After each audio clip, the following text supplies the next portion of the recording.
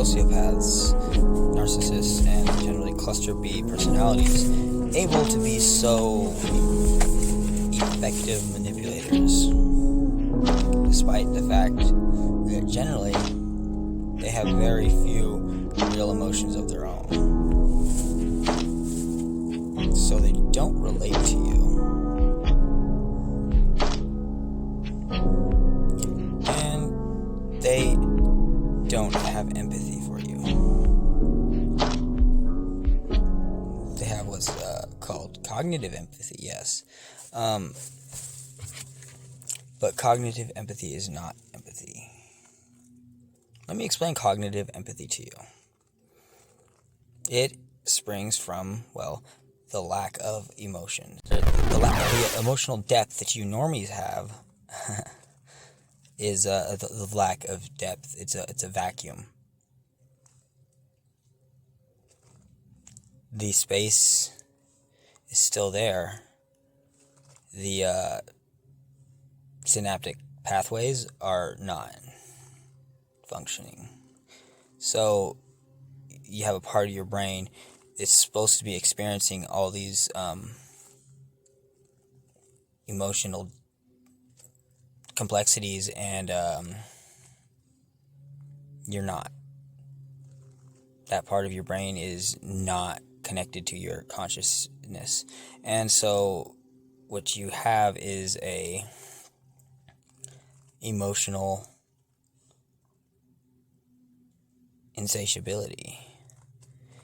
You fill that void with the emotional depth of your playthings.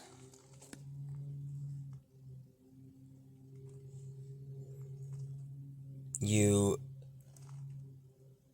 may have, in some extreme cases, an actual world inside your head of people, places, and things that have caught your interest, and you took a snapshot of their pattern and their actual spoken and nonverbal reactions to certain triggers and cues. You've got a snapshot, a little picture of their pattern, and you just take that and you continue that pattern, repeat that pattern. So you have a dialogue in your head based on how well you know somebody. The more you know somebody, and the more, every time you touch base with them, you take a new snapshot. Ooh, their pattern has changed a little bit. And so you add that to the old one. And only under much extreme circumstances, such as you actually change their pattern through manipulation and traumatize them to where they will never have a certain part of their pattern in their pattern again, do you remove that from your that part of that void. So you have a pattern that is as big as your lack of emotional depth for every person that you have interacted with. And the more you're around someone, the more accurate that gets. And they know you as if they were you.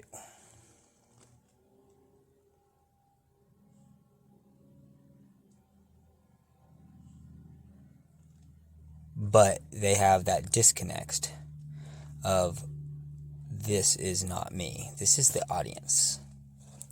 I describe it as, I am my own audience. I am the director. And I am the actor. The actor just fills the space between. The actor is ambivalent. The actor is whatever the audience needs to hear to stay tuned in. You start to tune out, You start to forget who they are. I mean, there's a couple episodes of the Rose the Serpent show. And Rose the Serpent shows his teeth. Because nothing grabs you from the basal ganglia like a good old boo. I'm the boogeyman. And, well, you can't really cognitively be immune to that because fear operates from the basal ganglia. It's not an emotion. It's an inclination. It's an inclination to fight or flight. Inclinations cannot be suppressed. They can be postponed, and they manifest in other ways. Like, say, someone goes, boo! And scares you, and your inclination was to punch the person in the face, and you last minute check yourself, and like, whew, you just almost got punched in the face, dude. Don't do that. That inclination is going to manifest again. You did not see it to fruition. It's just going to manifest in a more, just an extreme way over a longer period of time. It's an equal measure, but eased into it, you know? Because fight or flight fills your synaptic cleft with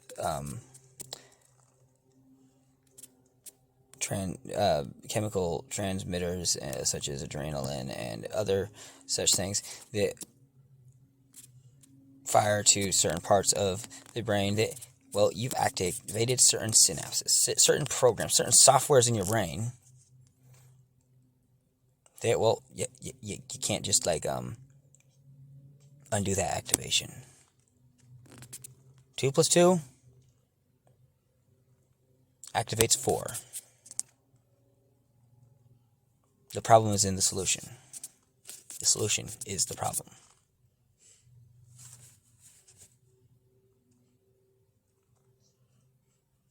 If I say 2 + 2, you automatically think 4. You can't stop it. You can't.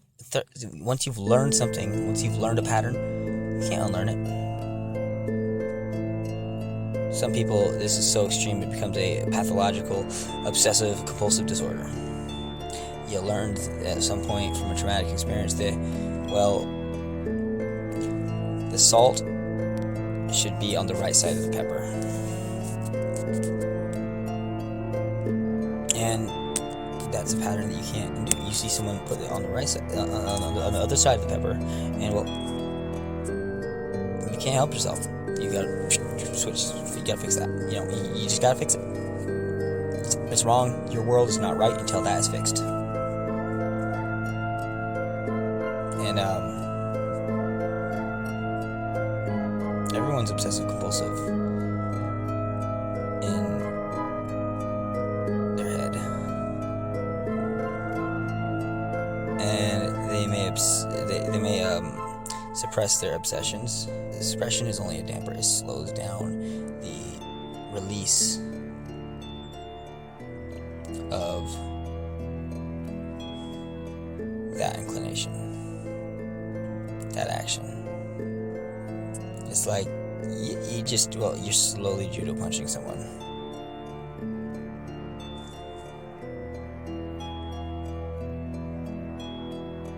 Or you're just unconsciously spiteful and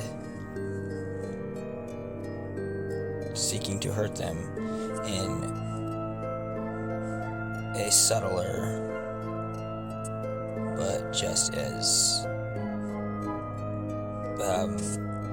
devastating way, such as stealing their heart and walking all over it, because, well, It's their fault. You should have loved me like I loved you. But was it love or was it hate? It's ambivalent. Love and hate are two sides of the same coin for a sociopath, a cluster B personality in general. If you love something, you hate that it's not yours. And if it's yours, you hate that it's not what you love anymore. Because for something to be yours, you have to have made it yours. It has to be under your will. The moment Romeo realizes this, he's like, oh, damn. Well, if I loved myself, why would I love Juliet? This isn't who I loved. This is just me.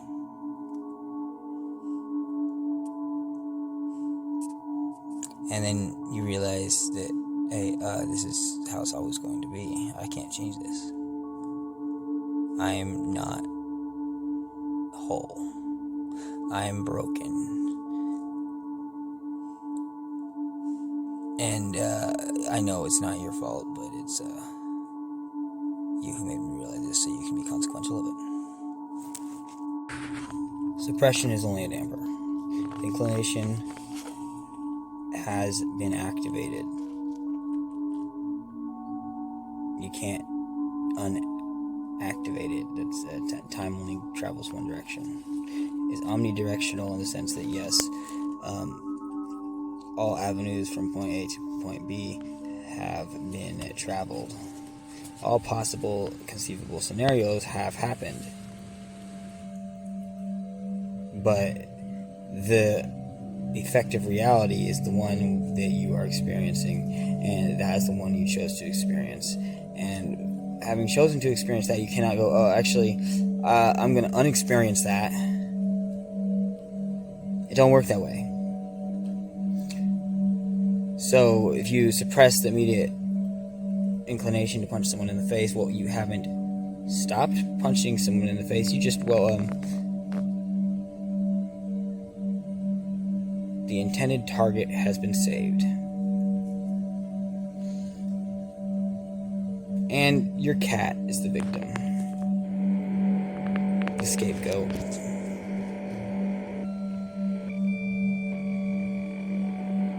Your husband, your wife, your significant other, your child. This is the sort of thing that a sociopath is very much aware of, because he sees it in other people so very clearly that, transference, in the sense of a sociopath, it goes the opposite way. A sociopath lives in hyper-reality. Sociopath is realer than real, because he's experiencing the world through an unbiased third-person perspective. He has no skin in the game. But he experiences everything, all the emotions and emotional depth that you do, with no skin in the game.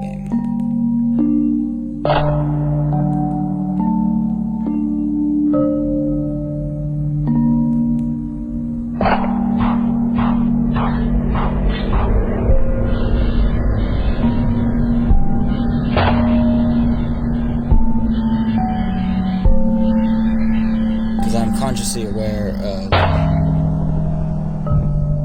my emotions. What I'm feeling. The only feeling of emotion that I have is also emotions and inclination as well. Anger.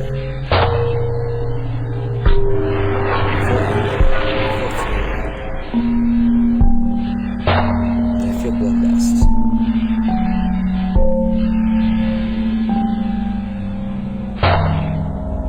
I don't feel love. Love is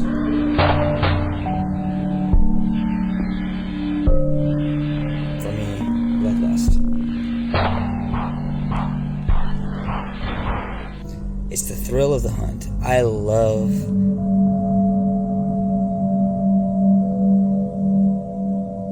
to take that which is not mine to your heart. I love being loved, but do I need you? Do I want you?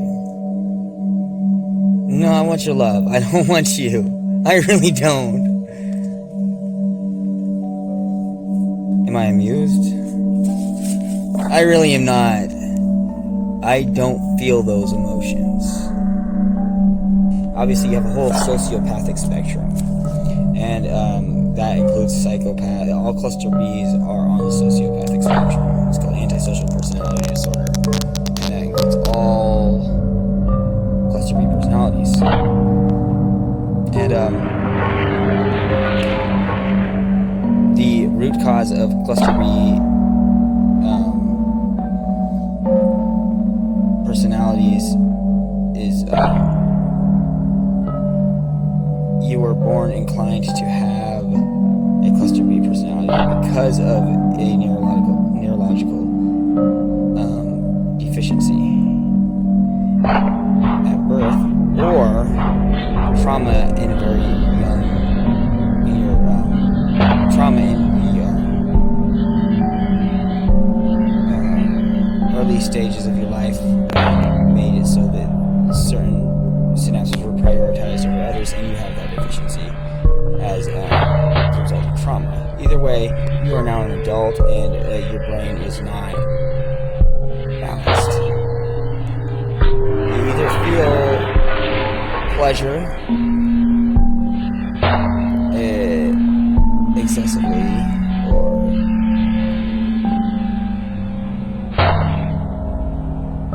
you feel pain excessively. Pain becomes realer than real. It becomes all you feel. You feel pleasure in the sense of satisfaction. That is,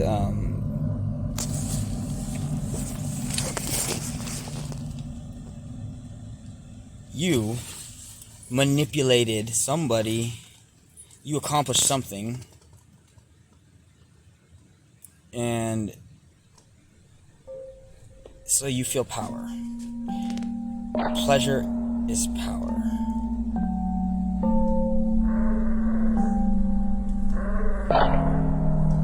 The power to give and take pleasure. The power to give and take pleasure from someone else.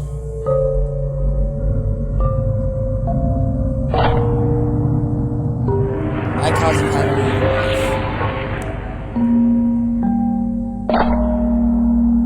You experienced very real emotions from that pattern. So while I did not feel those emotions, they are mine.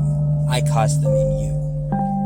That's how we feel our emotional depths of, the dynamics between pleasure and pain.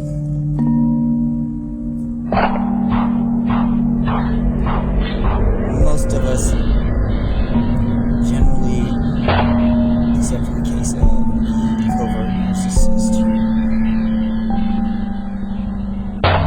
gets his thrills off of doing good deeds. The pro-social sociopath.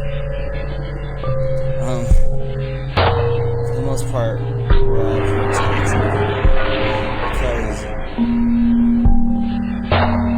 pain became realer than real to us. Because pain was not something that we were learning by. It was something that was threatening our fucking existence.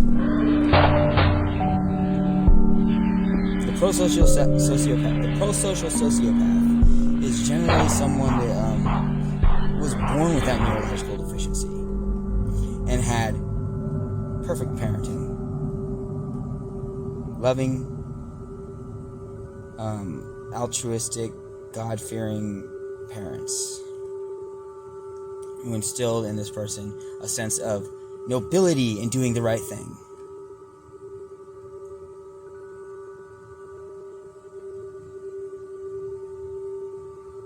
Then there are those of us that were born with that deficiency, or develop that deficiency after birth, and our parents were not the greatest parents. They made us afraid. We're their emotional punching bags. Transference. You really wanted to slap that bitch across the face that fucking looked down at you from her position as supervisor in the office. But if you did that, you'd lose your job, and well, you couldn't feed your kids. So, well, it's only right that your kids should have to feel the slap across the face that you really want to give to her. Because after all, you're doing it for them. You wake up every day, 9 to 5, work your fucking ass off into an early grave, and why? So they can eat. You swallow your pride. Take it on the chin, just like a little bitch, and you come home and, well, you're fucking little fucking ungrateful bastards. What kind of respect do they show you? They don't clean their room. They got in a fight at school.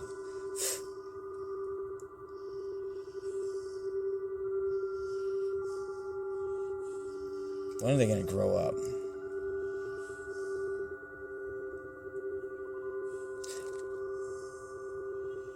They need to grow up fast. They really need to get a fucking taste of what the real world's like, what it feels like to be me. They need to carry some of my problems. Don't think like that. You're a bad person for thinking like that.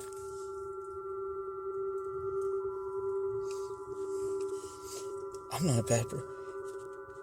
Give me Jack Daniels. Give me something to fucking make me forget that I'm such a piece of shit parent.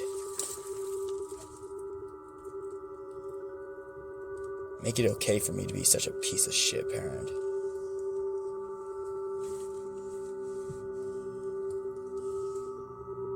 Let me exercise my demons, child. Put your hands up here. Hang from the rafter. And take this beating like a man. If you let go, the count starts all over. Don't let go. Don't scream. Just take it like a man. It's gonna make you strong, son.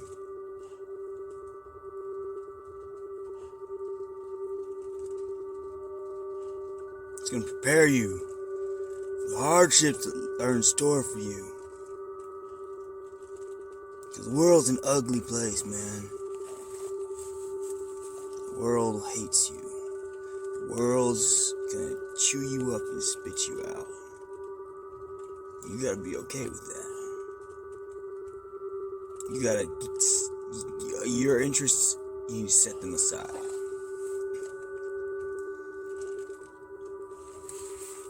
Think of the bigger picture. Think of the people that need you. I'm gonna be old one day. I'll need you one day. I'll need you to take me home. I don't want to die in a nursing home. The only way that's gonna happen, the only way you're gonna have that strength is if I beat the fuck out of you and beat that into you. You gotta be tough, boy. What's that? Did I hear a whimper? Why? You disappoint me, son.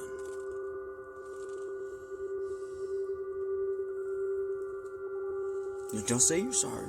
You ain't done nothing wrong. You just weren't good enough. You think I'll be bringing you home with bread and butter?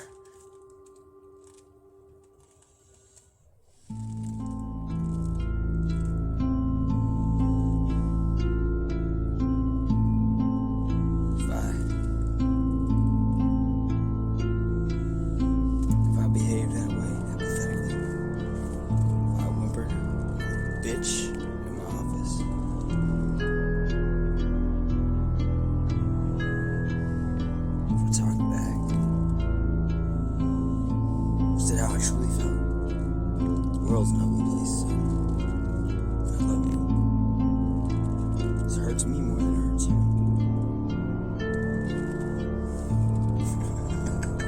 Because the trauma perpetuates.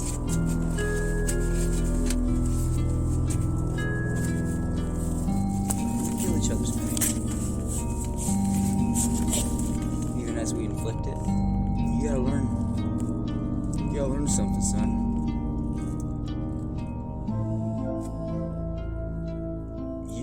You can't feel other people's pain, man. Because you're gonna have to be the one that causes it. Because I don't want you to end up like me, son.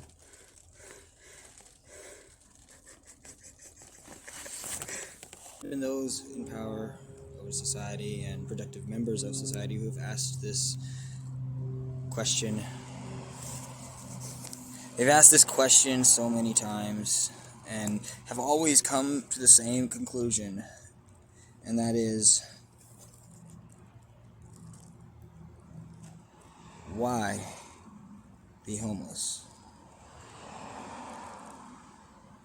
Answer, it must be A, mental health, B, addiction, C, all of the above. And generally the stigma is all of the above.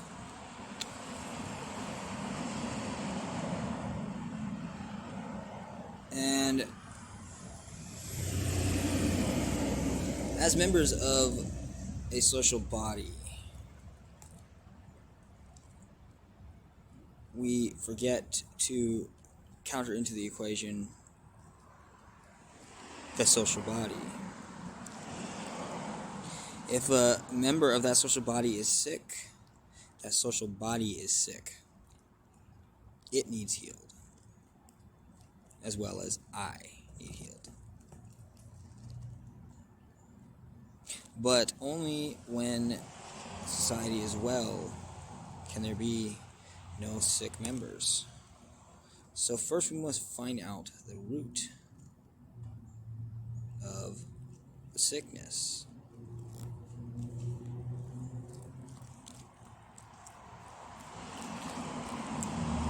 We came from that social body to become, and we walked from that social body, and every second that we stop to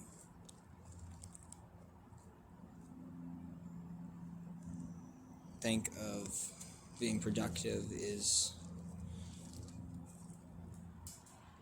comes with that perspective of, what am I being productive for? That social body. What has that social body given to me? Well, if you're sick, it's got you sick.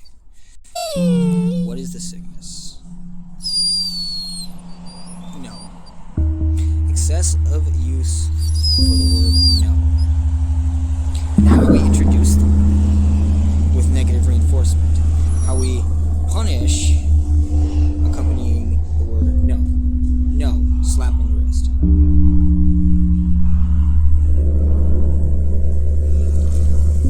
Hypersensitive individuals naturally put themselves in other people's shoes. No means pain. They become yesers. They don't say no anymore. Because we have instilled them with a sense that no is a negative thing. From the day they were born. No, you can't have candy. Slap.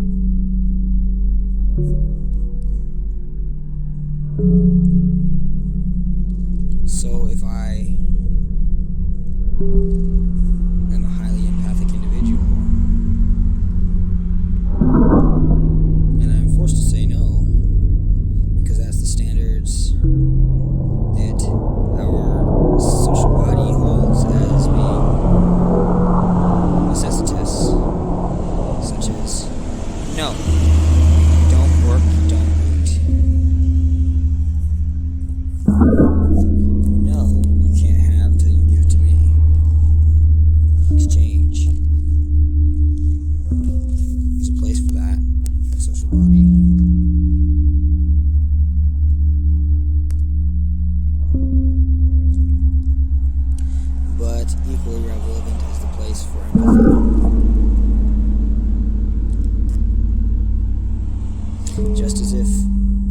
sick at work, and you showed up to work sick, it would be a responsible manager's prerogative, obligation to send you home so you could rest and get well so you can be a productive member of that body. They don't expect you to work when you're sick.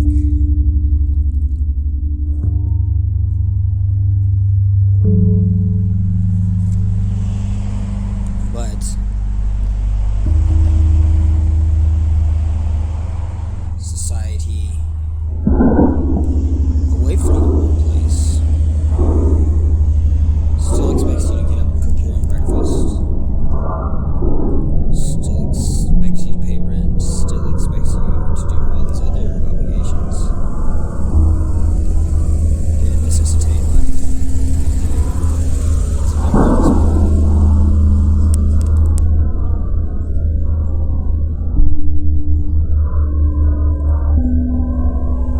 The world is a business.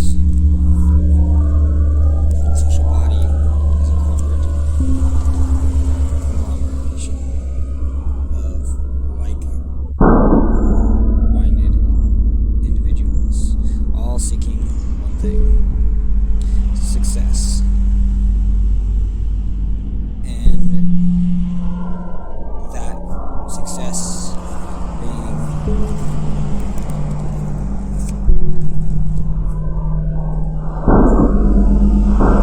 a social narrative should also compute to the success of that social body.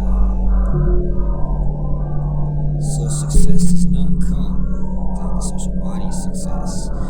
The concept of gain at another member's loss.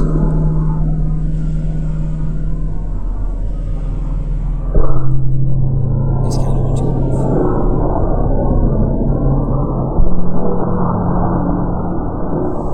A company is not going to employ a person to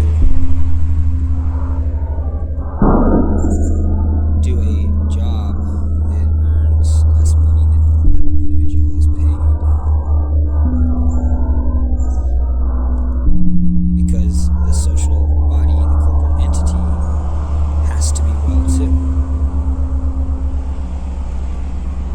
There is no individual success without the corporate body, the social body, as a whole, being granted success as well. I make profit, you make profit. The concept of capitalism is I make profit at your loss.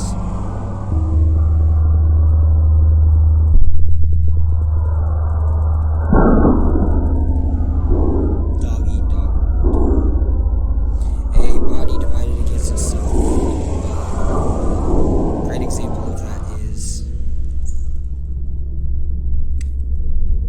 sepsis. When an infection spreads to the body to the point where the body turns on itself. That's what our society is facing today. Sepsis. Where sepsis entered in? No. Let no be no more.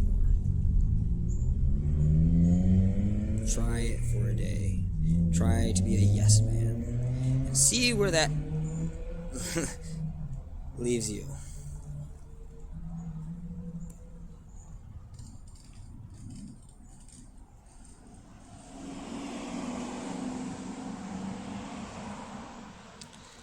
I became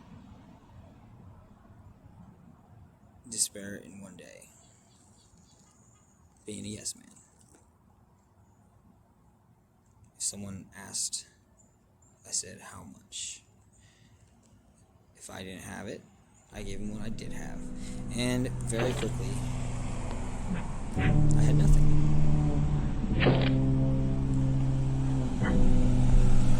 I was convicted that the pattern set by Francis of Assisi was relevant today. And it is. I still believe that. So I still have nothing. I found that among those who also have nothing, there are plenty of open doors. Closed doors are the ones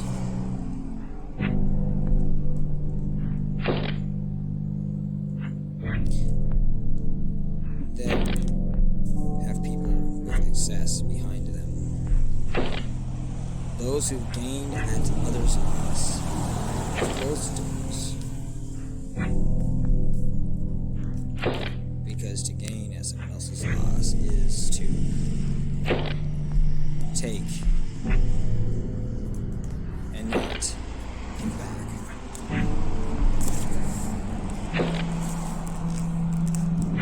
There should be no gain of winners and losers.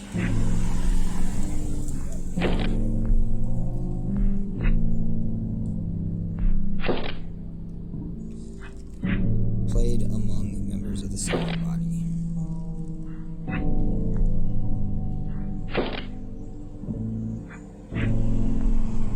Growth cannot come at the expense of another limb's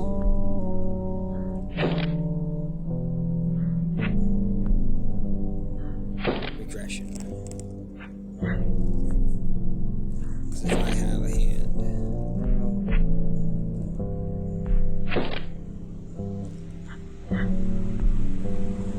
the size of my head, but no arm to hold it up, what value has that hand? Most individuals are not the product of addiction. They are not the product of mental illness. They are the product of capitalist greed. They are the product of being yes men. They are the product of being uplifted and not being uplifted. Addiction and mental health. Addiction and mental illness are products of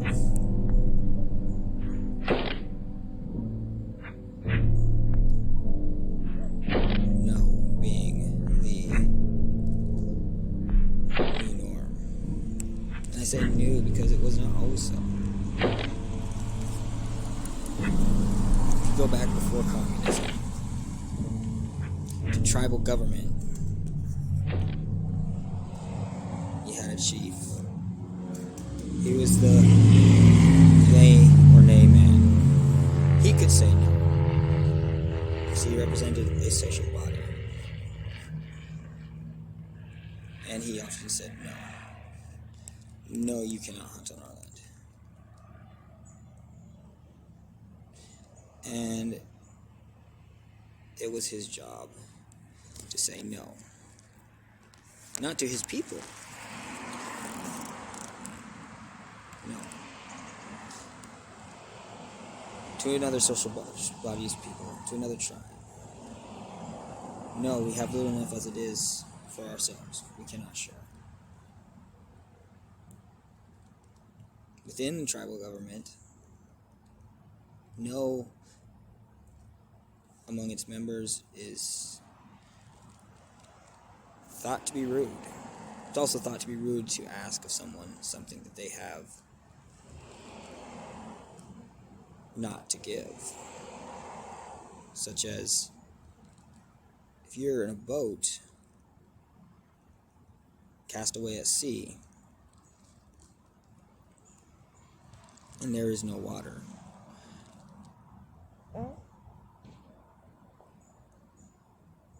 but for a small ration, it would be rude to ask for that ration that is allotted to another. Because you have your ration, I have mine.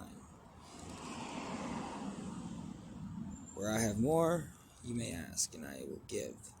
To say no is to invite malice, anger. That is to invite the negative reinforcement. This is how proper child rearing should go. Candy? No. Child slaps adult. Because the reinforcement for no is by the one who is receiving the no. The reinforcement for no is by the one who gives the no. No should be something hard to say.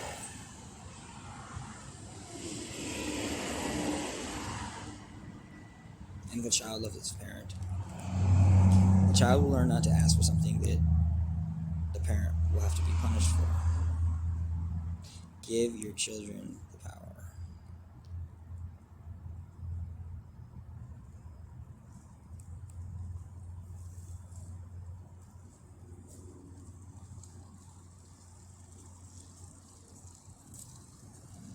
Is that not what our goal as a parent is? Is to work our ass off for a standard of life that is not for us but for our children. To afford to be able to send them through college so that they never have to hear no. They can get a high-paid job and have all the money they need or could ever hope for and never have to hear no. But no is what you expect them to be okay with, coming from someone that they love.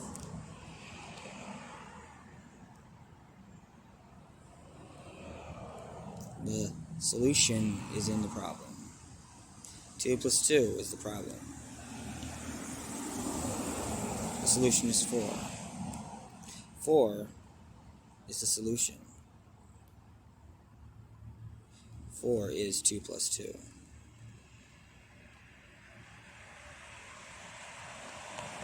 Homelessness is not the problem.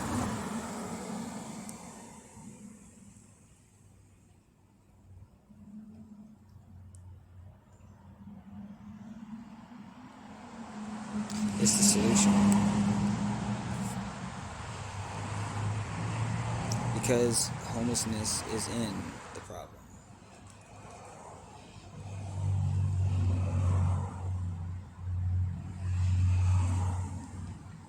Everyone should, for a day, lock themselves out of their house. No wallet, no phone, no food, no keys to their car.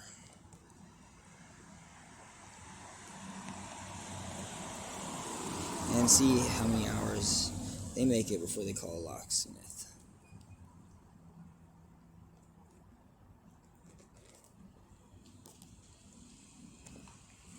To get back in their own home. But I earned that, you say. Why should I be locked out of it? You earned that by saying no. And no must be reinforced with pain. You said it. You get the pain. How should the one asking be punished? Why is that? Why should the one who asks for something be punished?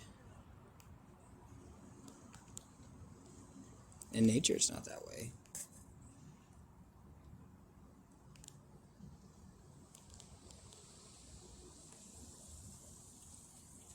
Because the punishment is in receiving, not.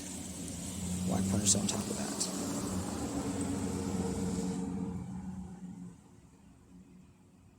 Black magic.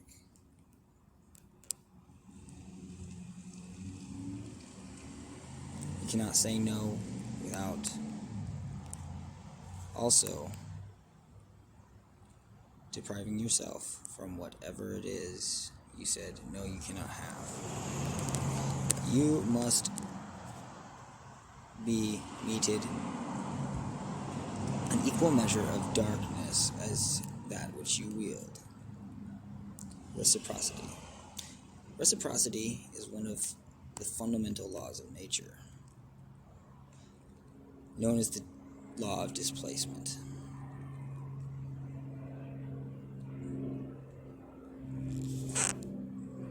The other law is the law of velocity.